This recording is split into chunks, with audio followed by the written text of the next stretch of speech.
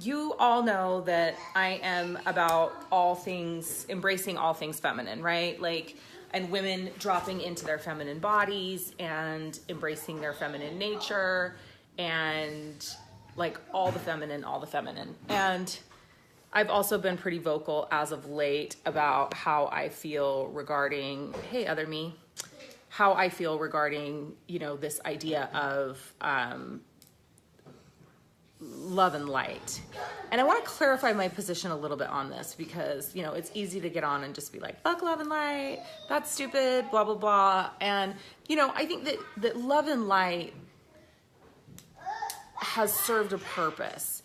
And I think that love and light is a, you know, it's a way for us to just kind of embrace our positivity, which is not a bad thing. You know, I know that there's a lot of women out there that call themselves light workers. And it was really interesting because Laureen Malley did a post in the Woo Collective yesterday where she was talking about being a spirit worker. And I really loved the term. I loved how she explained it. I love how she defined it. And it was just so much more, I think this is hilarious because my husband sits there and shushes him, and like the shushing is way louder than the kid.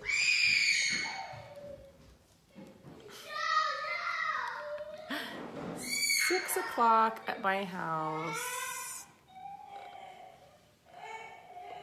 with a child screaming bloody murder. Hold on one second. He's taking him upstairs.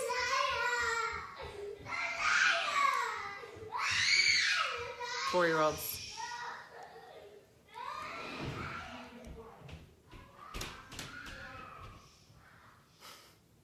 Yeah, I say witching hour and then like all hell breaks loose. Okay, now that we have some peace back again. Oh, now I totally lost my train of thought. What was I saying? I was talking about love and light. Oh, spirit worker. So I loved how she was defining spirit worker. And to me, it resonated like so much more deeply than the word light worker. You know, I think that the term love and light has gone on to be so cliche and so, it just feels very surface to me. And it feels like bypassing. And, you know, we've been having multiple conversations about, you know, spiritual bypassing and white privilege and all of these things. And, you know, love and light is a term that is really beginning to feel to me like spiritual bypassing. And so I want to talk a little bit tonight about, this idea of the dark feminine and why it's so important for us to embrace it. And, you know, the dark feminine exists within all of us, within men and within women. It, you know, it exists within both of us. And so, but I work with women, so I'm going to be talking about women. And maybe at some point I will branch out and do this work with men as well. But hey, Kimberly. But, you know, for now, I'm going to talk about the dark feminine, and I'm going to talk about it as it relates to women, and the feminine. So, geez, it's crazy down in here right now. Hey, Lori. So there's the quote that says, where there is light, there is shadow, and where there is shadow, there is light. And, you know, one cannot exist without the other. So it's part of the reason why I think I recoil away from love and light, because love and light implies that we should ignore or bypass the darkness. And to me, there is no existence without the darkness. There is no fully embodied feminine without embracing the darkness. So to me, like, what does this mean? Like, what is the dark feminine? What does it mean? to me, this is where the soul creation, that deep soul magic that I talk about, or the soul creation, it is from deep within. It's that deep inner work. Those are the places that we access when we access our dark feminine. To me, there cannot be any spiritual growth without deconstructing our stories and facing and integrating our shadow. And so, we talk about this wanting to have spiritual growth and wanting to have expansion and wanting to raise the collective consciousness and all these things that we talk about. And, my experience has been that through my darkest times, through the embracing of the darkest parts of myself, I experience the most growth. I experience the most refining. The diamond becomes shinier, if you will. So embracing that, like really truly embracing that, is owning and journeying, owning or embodying or journeying with the dark feminine.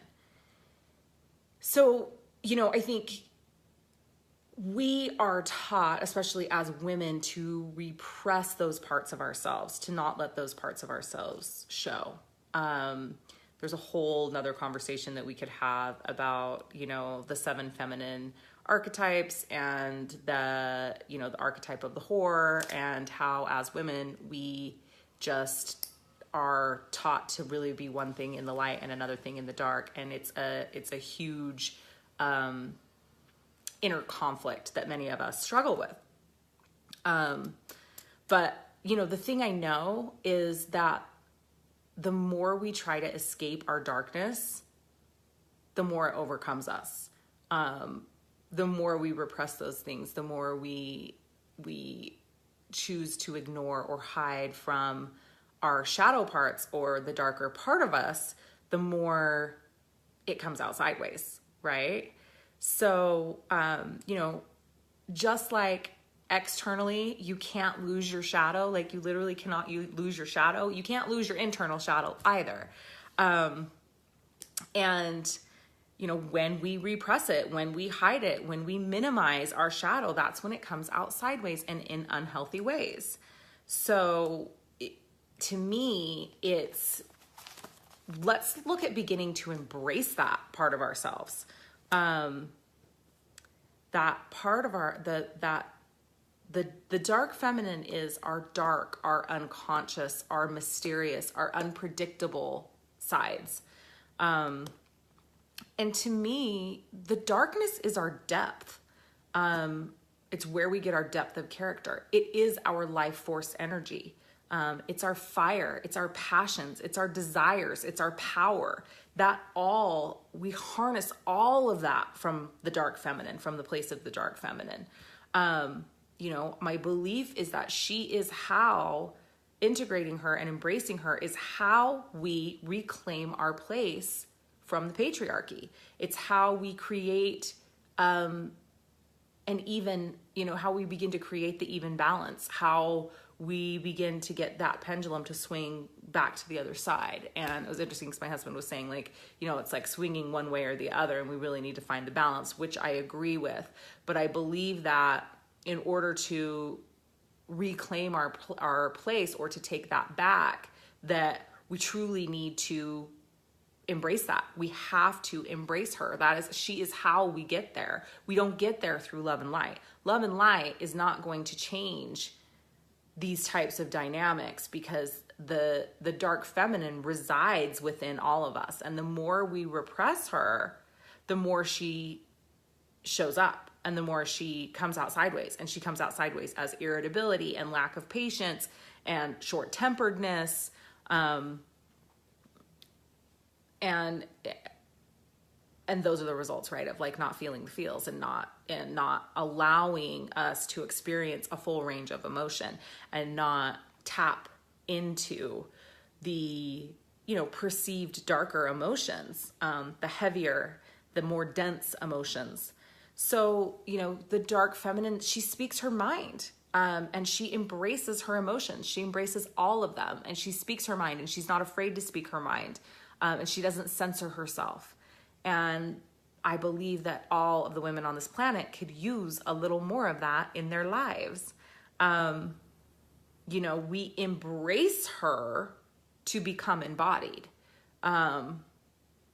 So I just, this is becoming something that I'm like, it's just, as usual, it's like something starts kind of flowing through me, and it becomes so important for me to feel like I need to share, because what I'm seeing right now is women being very lost and seeking knowledge. And I feel like some of us in this online space or in this spiritual space do a huge disservice to the women who are seeking, because when we tell them only to access love and light, or we tell them it's all about love and light, we are taking them down a path that is not complete and is not whole. And it's a path where you won't ever find full fulfillment, because until you embrace both sides and you integrate your darkness and your shadow, that, that path is somewhat fabricated. It's not authentic. It's not whole, certainly not whole. And so I think that, we have a responsibility to talk about these things. And, the other thing that I find is that, women are seeking knowledge and seeking knowledge and seeking knowledge, and they are looking for something to fill the hole or to fill the void. And they want and desire to discover their purpose on this planet, and they want to be doing their purpose work. But when they are not given the opportunity to access the dark feminine, or to access the dark, unconscious, mysterious, unpredictable part of themselves, it's very difficult to discover those things. And so what we have happen is we have women spending tens of thousands of dollars to take a spiritual journey that's very one-dimensional, very one-sided, and never finding fulfillment, never stepping forward into truly owning their purpose and their passions. And, the passion part of it is the dark feminine. That is the deep soul magic. That is the desire, the longing, the wanting. That all resides within the dark feminine, and that place is where we need to go to access that. So, it's not that. And just as I say that, this black cat is walking down my, you can't make this shit up. I should flip my phone around and show you guys. I don't have a cat, by the way, but there's a black cat walking down my patio right now. I think it's going to go out in the back. Let's see. So funny. She's like, yep, here I am, the dark feminine. Confirmation for you.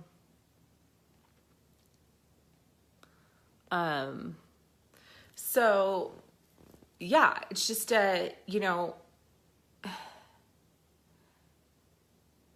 it your black cat? I don't know if it's your black cat. If so, she's a long, long way from home. I think that many of us are drawn to the darker, right? Like the mysterious and the exotic, like we're drawn to that. As in a voyeuristic tendency, like we want to watch it, we want to see it, we want to know about it, we want to watch all the vampire movies, and we want to, know about all the paranormal experiences and things like that. But when it comes to looking at those parts of ourselves, we're like, oh no, I can't be that. I have to be this, or I'm supposed to be this, or I should be this. And the truth is that we all have that exotic, erotic, mysterious part of ourselves. And I think that is how we find true fulfillment, is to take that part and take the lighter parts of our personality and merge the two together. And then you get this rich, juicy, soul conscious, rad life, right? We have women spending tens of thousands of dollars on a spiritual journey that's one-sided and leaves them unfulfilled. Yeah. Was that? We need to go back and read it. What were my exact words? I don't know, but thank you for that, because that's, you know what I mean? And that's the point. It's like, go spend the money, spend money on yourself. You know, I will continue to, I will always spend money on my spiritual development, because I believe that once you start this journey and once you start to get a taste of what, you know, expanding your consciousness and expanding your spirituality is like, then you can't ever know that, and you can't ever get, you want more. You always want more. To me, I'm like constantly learning and reading, and like, you know, had another book show up at my house yesterday, which is interesting. And it's just like, you know, it takes me back into the past. It's like, as I've started to revisit this dark feminine, you know, a lot of the hoodoo and voodoo stuff that I have studied, and the dark goddesses, these things are all coming up again. And so I ordered a Zora Neale Hurston book about Haitian voodoo that I haven't read before. And I was like, oh my gosh, this looks so fascinating. Like, I was down the rabbit hole into something, trying to learn about, you know, reading about the dark natures in ourselves, reading about all of this. And, you know, it's important to become whole, I think that's our quest, right? We all go on this path. We search this knowledge with the desire to become whole, to fill a void, to expand. And we don't do that with just love and light. It's not possible, because there are those parts of ourselves. We have a shadow. We have a shadow side. And we also have those deep soul level desires. We have all of that inside of us. It all resides inside of us. And I just believe to ignore that is completely asinine. And I think that as people that are directing people in spiritual journeys, whether you call yourself a coach or a mentor or a, you know, guide or a guru, whatever word you choose to label yourself and to give yourself, I feel that it's very irresponsible to not talk about both sides. And I also know that the reason a lot of these people aren't talking about it is because they haven't done the work themselves. They haven't explored the work themselves. You know, and it's interesting because I've been talking in my Full Soul Alchemy program, my group coaching program, with the women about that, you know, Kali shows up in your life at certain times. And, you know, for these spiritual leaders that are out there that are preaching love and light, like, Kali is going to show up for them sooner or later, and they are going to have to face that shadow. They are going to have to look at that within themselves.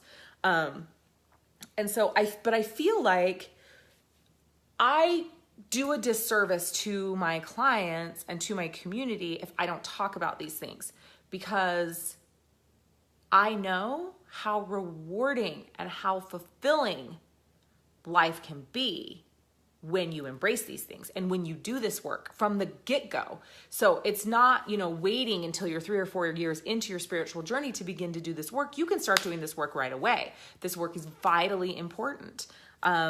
You know, we have this resurgence of the divine feminine. We have this resurgence of talking about the feminine, talking about the goddess, you know, bringing this back into the mainstream. And that is important. It is important to begin that work and to talk about that and to shine the light on that. And at the same time, when we don't discuss all the facets of the feminine, of the divine feminine, of the dark feminine, of like all of the feminine, then the journey isn't complete. The journey can't be complete until we look at that part. So to me, I'm like, jump into that stuff right away and be constantly looking at it, because it is constantly changing and constantly evolving. So Kristen says, would you say looking, sorting through your shit and doing work on your shadow side are similar, or is there a bit of difference? So, you know, I truly believe that deconstructing your stories is a part of embracing the dark feminine. Looking at that. So, you know, looking at sorting through your shit, deconstructing your stories, all of that to me is kind of this one category, and it is an element.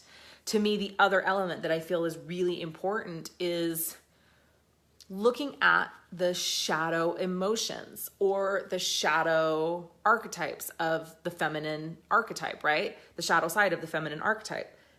Looking at those, because within there resides the gold. Inside of there is the diamond. So it's, you know, being told as little girls that we're too emotional or we're too sensitive and that we shouldn't be expressing rage and we shouldn't be expressing anger, and women are supposed to be nurturers and women are supposed to be caretakers and they're supposed to be ladylike, and they're, you know, all these things that we're supposed to do. So we're taught very young to repress and hide and minimize the shadow parts of ourselves. And, you know, whether that is our sexuality, our sexual desires, our desires, period, our anger, our sadness, our guilt, our, you know, there's all these emotions that we don't fully allow ourselves to feel. And then as a result, we start curtailing the other emotions. So then we're not fully expressing joy, and we're not fully expressing happiness, and we're not, you know, we're not laughing out loud. We're refraining that because we don't want to be too loud. And it's, you know, to me, it's this vicious cycle. So when we just embrace the feminine in all her facets, in all her forms, in all her force of nature, destructive and creative glory, then we can truly begin to feel whole. We can begin to understand what it means to embrace feminine energy, because when we're just embracing one side, we have no idea, especially the feminine, especially because the feminine is meant to be this wild, unstable energy. We're not supposed to be stable. We're not supposed to be the stem. We're not supposed to be the rock, the, what's the word that I'm looking for? It starts with an S. Stoic. We're not supposed to be stoic. You know, we're supposed to be sensitive. We're supposed to be emotional. We're supposed to change our minds every other minute and embrace that. And a lot of that is looked at as negative. And so as a result, we stuff, we minimize, we hide. And then it comes out sideways as anxiety or anger or depression or short-temperedness or mean-spiritedness. And then we're mean girls, and then we treat each other horribly, and we have crab bucket mentality and like all this bullshit. So it's just like, if we just stopped with all of that and decided to embrace all the parts of ourselves, and learn why truly there is no bad. There are no bad emotions. I love Bernadette Pleasant, one of my mentors, says, I'm going to butcher it. I need to find it's like, there are no good or bad emotions, just feelings needing to be expressed. Something along those lines. Bern, I probably just butchered your thing, but you guys get the gist of what I was trying to say. And it's really impactful, right? Like, there are no good or bad emotions. Literally. No such thing. So as this has been coming up, and as so goddess energy has been showing up a lot lately for me again, which is, you know, it had come and then it had left, and now it's back again in full effect. And as I was, I don't even know why I needed to do this. I mean, I'm definitely working in my full soul alchemy program right now. It's month 2, and it's called The Temple, and it's about all things feminine body and feminine nature and stepping into your feminine. And so, it's been on my mind, certainly, because I've been writing content and I've been talking to the women in my groups about it. But is a stirring in me, certainly, to begin to step into talking about some of this dark goddess energy again. And in fact, my very first goddess workshop I ever did was Discovering Your Dark Goddess, and it was awesome. And I can't remember how many classes were in that series, but as I was as I was putting my thoughts together for this live stream tonight, I got a hit that I needed to do a dark goddess series. But it's more than that. So for me, it's going to be more than a dark goddess series. It is going to be a journey with the dark feminine. It's going to be journeying. So in this series, it's going to be a 5-class series. It's going to be over 10 weeks. And we are going to really look at the archetypes of the dark feminine. The feminine archetypes, and then we're really going to look at the dark side of those archetypes and how they play into our life and how we can embrace them and how we can embody them so that they lead to a more fulfilled life. And we learn so much through the dark goddess energy, and how to apply it and how to call upon that and how to, whether you take it as a myth, whether you take it as whatever your spiritual practice is, whatever your spiritual belief is around goddess energy, there's so much to be learned from it on either side. It's like, if you are in the practice of literally calling upon deities and creating altars, great. If not, and you want to simply look at it as that energy is a portion of your psyche, great. There's so much to be learned from exploring these stories and this information about these goddesses. And so the ones that, I knew right away, like when the thought came in my mind, I was like, oh, I already know who we're covering. It's going to be Kali, it's going to be Sekhmet, it's going to be Hecate, and it's going to be Lilith. So it's going to be those 4 goddesses. We will be reviewing in depth the feminine archetype and the dark side of that. So it's basically going to be a 10-week journey into the dark feminine. And,